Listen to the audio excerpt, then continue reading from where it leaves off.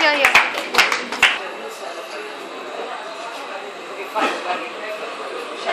Let me first of all thank Mr. Pinto and the management of Urban Solace for giving me this very rare opportunity to speak before a very lively audience.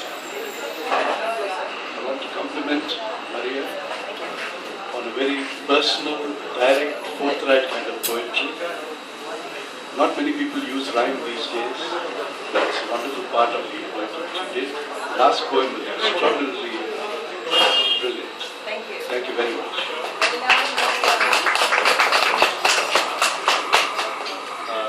Urban Solace reminds me of the 18th century English salon, where people like Addison and Steele read their work and discussed politics, philosophy, and literature.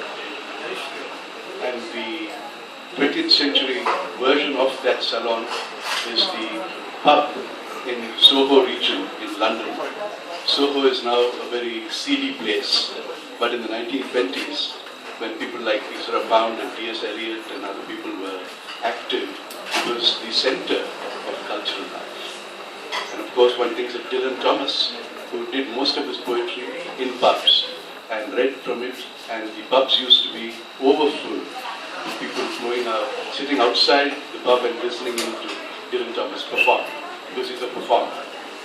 So Urban Solace seems to be Bangalore's answer to London's salon. So I want to compliment extremely nice idea. It's a good business proposition as well, and I can see that it's going to be a great success as the years go by. Hyderabad, where I come from, doesn't seem to have anything like this. We have a very staid 75-year-old organization called the Poetry Society, of which I happen to be the current president. But that place is, someone put it, a wag put it, a little bit of poetry, a lot of society. But here, I think there is poetry and liveliness and energy. I find myself probably to be the oldest person in the room, and I feel energetic seeing all you and people. I have perpetrated some verse over the years, and I'd like to share some of it. I hope it succeeds. I'll begin with something which is in the line of Naraya's tone and manner. And it's just a very short poem where I reflect on my life. I'm 63 years old now. When I consider how I have spent my life, I'm overcome with self-pity at the waste of spirit and the unctuous labors of the body. And then I cry for the loss of innocence, the sheer inability to think straight, speak boldly, and act dispassionately. And I am afraid.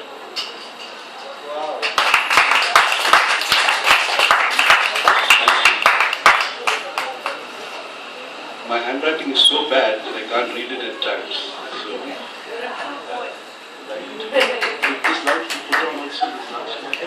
Yeah. Okay. Little. A few months ago, this is good. A few months ago, England celebrated the 60th anniversary of Queen Elizabeth's ascension to the throne. And I saw all those pictures on TV, and I wrote a little poem, which is an occasional poem, that is a poem for the occasion. Elizabeth II, that's what the title is. You rose to your position 3 years after I came into my own. She became queen in 1952. I was born in 1949. You rose to your position 3 years after I came into my own. 60 years on, you have grown ponderous, fending off your irascible 90-year-old duke, tolerating your horse-faced daughter-in-law. I wonder is not wondering when you will go, or if he will indeed be king. He almost lost it after the Diana affair. One more wrong move will prove costly. In the meanwhile, he can, along with his sons and his daughter-in-law, climb on to the Queen's barge, where you, not quite Cleopatra, go down the Thames, with another 1,000 following and thousands cheering or hooting.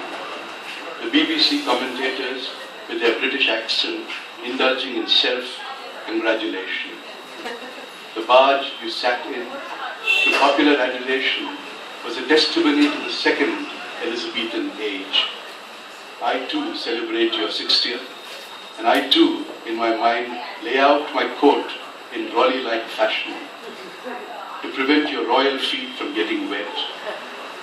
You who have shared 60 years of my life are also my queen, my royal highness.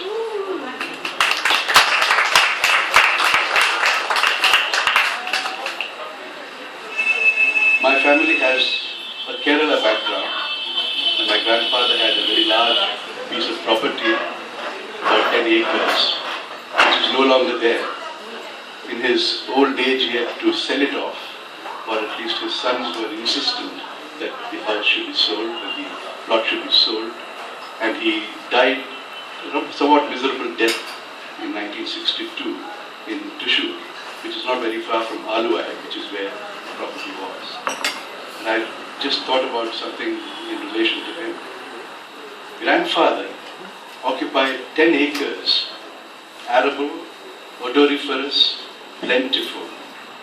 Bananas, jackfruit, paddy, rode to a bathing ghat of the Periyar River, now parceled out in Newtonian fashion. The acres are worth millions. No integrity anymore. Custom and ceremony gone. Grandpa shuffled off his mortal coils in nearby Thrissur, broken by short selling and disease and filial aggression.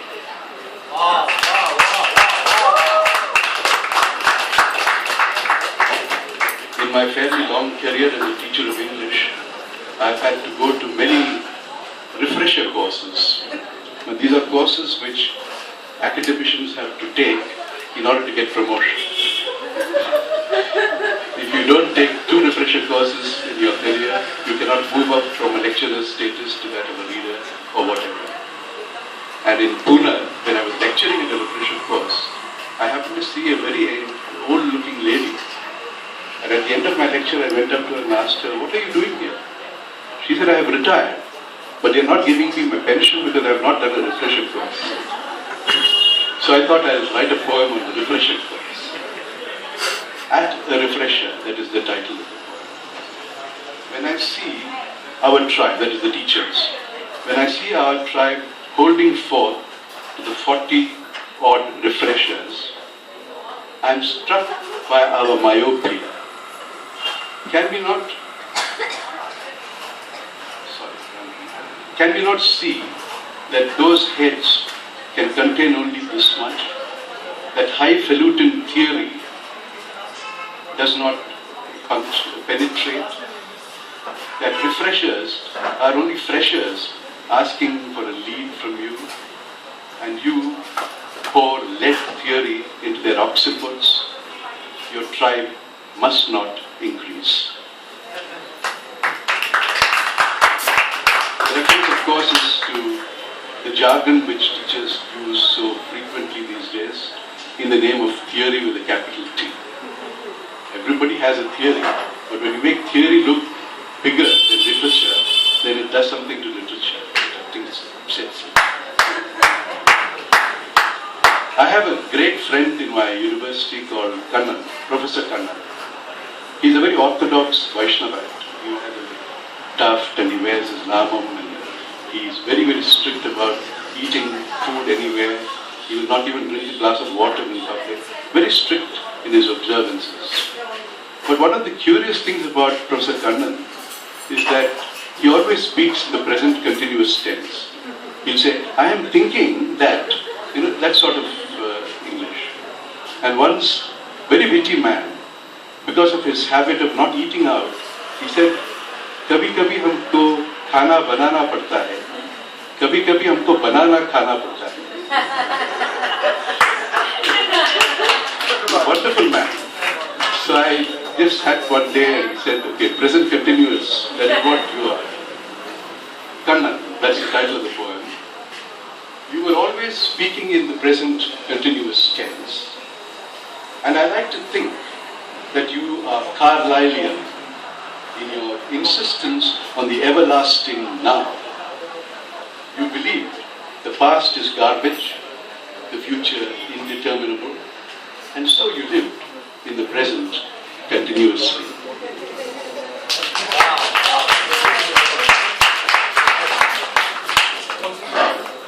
So there is a slightly Vedantic dimension to the poem because Kannan himself is a Visishta Advaita. That is one who believes in Vaishnava tradition of a qualified monism. You understand what I mean? I don't want to get into philosophy. But the idea is that the truly religious mind lives in the present, in the moment at this point. Because you don't have any control over the future and the past is over. As I speak, the past is over. So I should be living moment by moment. And that gives you a tremendous control over your own life. That is the background to the point about present continuous. I spent 4 wonderful months in Spain lecturing at the Barcelona University. I did a course there for these students. And they were very, very interested students.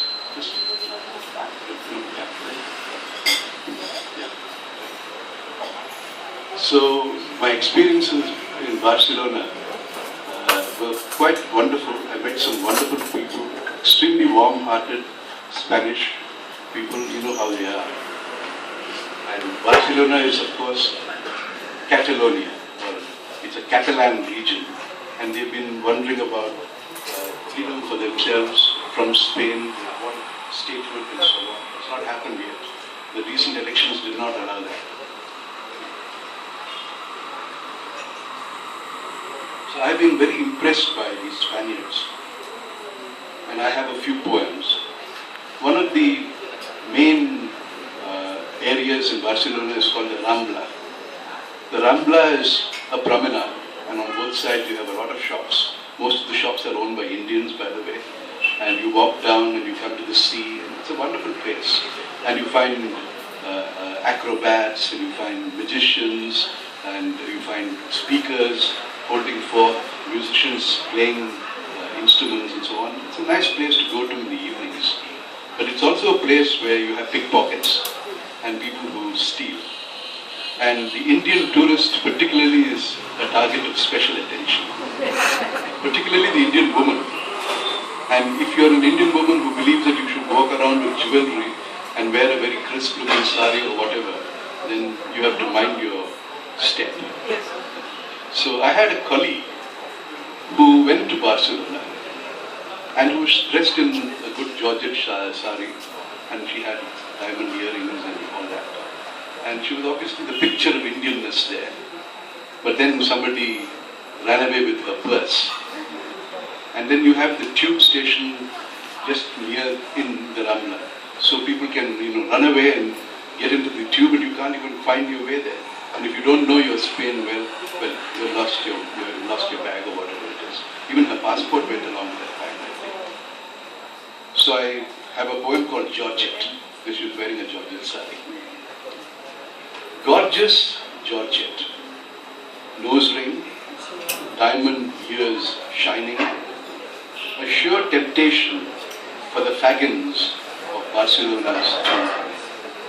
To perfect their Rambla pick and disappearance into the underbelly of lust, blood and gore. Georgette simply stares and in shock collapses. My reference to fagin, of course, you know, from Oliver Twist. My landlady in Barcelona was a woman called Eliza Gisbert. So I've written a poem on her. I used to live in what is called a pension. It is spelled Pension. and these are apartments. And the funny part about that apartment was that the lights were always very dim, most of the places. And very often they would go off, and so you had to clap like this in order for the light to come on. So that kind of technique, yeah. But there was one part in the large lobby where it was extremely bright like this. That is where Eliza used to sit and keep her accounts. Alright? So I've written a poem on that experience. On my second day in Barcelona, she took me shopping also. So very nice person.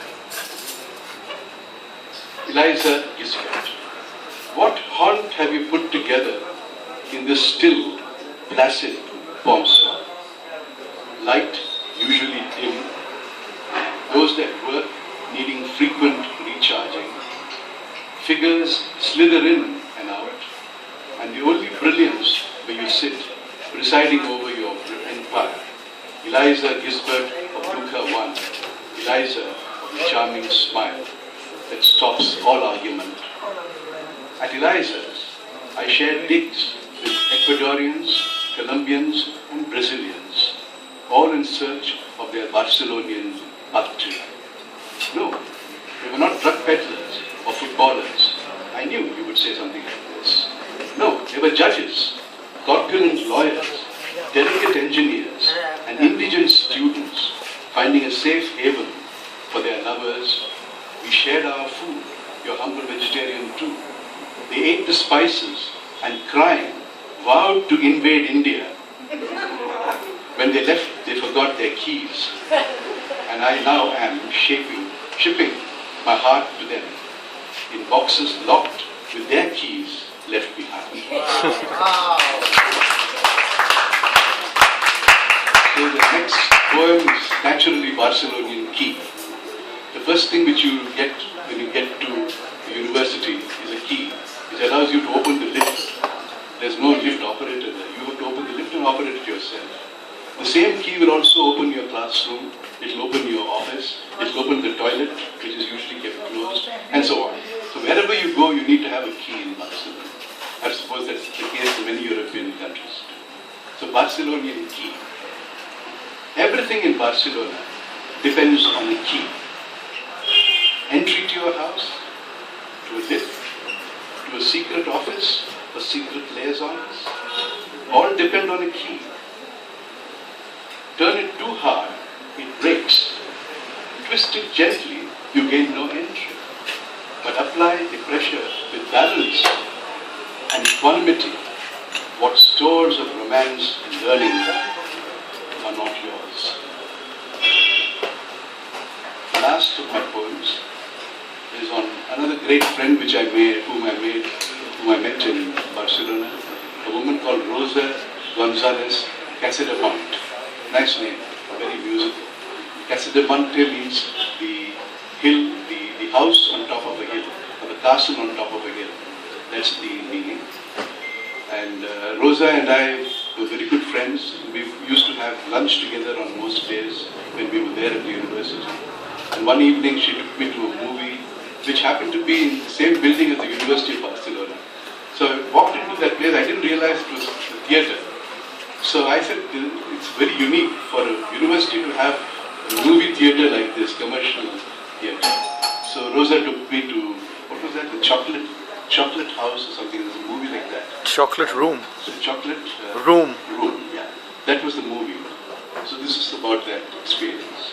Rosa. I made that up, by the way. Oh, it's not Chocolate Room. This is my son.